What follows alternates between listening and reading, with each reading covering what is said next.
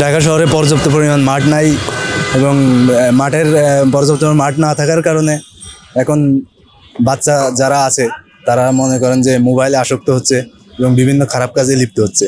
কারণ মাঠ না থাকার কারণে পর্যাপ্ত খেলার জায়গা না থাকার কারণে অনেক সমস্যায় সম্মুখীন হচ্ছে তারা মনে করেন অনেক যেখানে সেখানে সমস্যার সম্মুখীন হচ্ছে। তারপরে মোবাইলে আসক্ত হয়ে যাচ্ছে, তারপরে অনেক খারাপ দিকে চলে যাচ্ছে।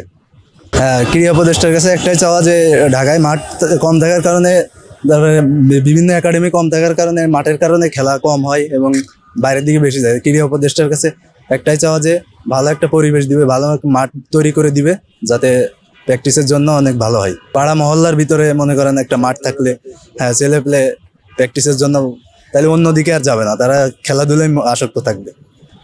আমরা বলছি যে আমাদের একটা মাঠ হইলে হয়ে যায়, কারণ সকালবেলা আমরা স্কুলে যাই, বিকালবেলা একটা মাঠ দরকার আমাদের খেলার জন্য।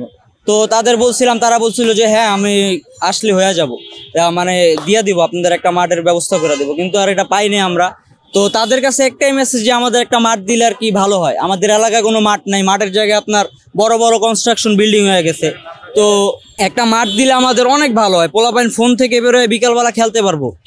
মাদকটা হইলো যে পোলাপাইন খেলার সুযোগ পায় না কোথাও, ফোন নিয়ে নিচ্ছে, ফোন নিলে মানুষ খারাপ হবে, এটা খুবই স্বাভাবিক। তো একটা মাঠ দেখ ছেলেদের সব জায়গায় এক একটা এলাকায় একটা মাঠ দিলে তো সমস্যা নাই, মাঠ দিলেই হয়ে যায়।